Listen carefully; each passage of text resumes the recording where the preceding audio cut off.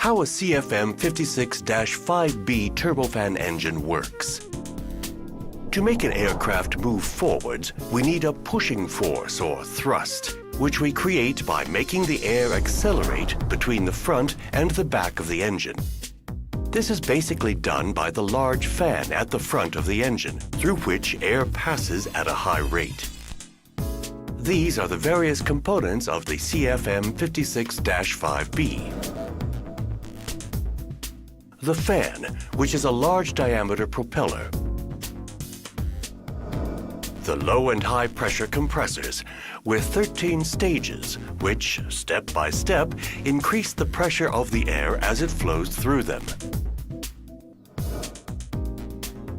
The combustion chamber, in which jet fuel is mixed with air and burned. The high and low pressure turbines, in which the pressure of the hot gas is reduced as they drive the compressors and fan. There are 5 turbine stages, 1 high pressure and 4 low pressure.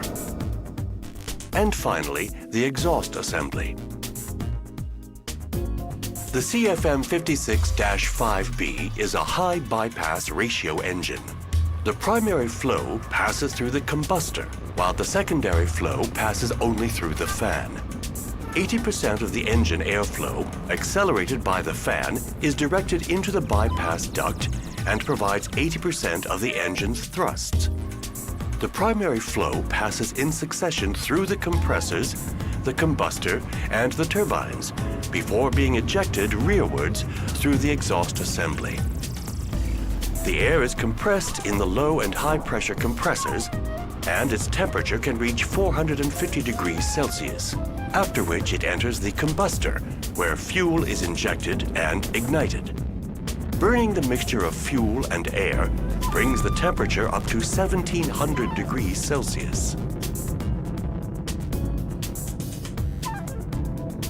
Finally, the accumulated energy is extracted in the 5 turbine stages immediately after the combustion section.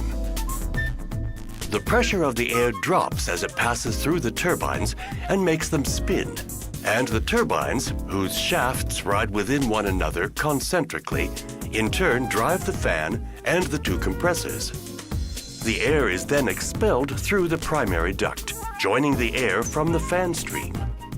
A turbofan is therefore a flow cycle engine.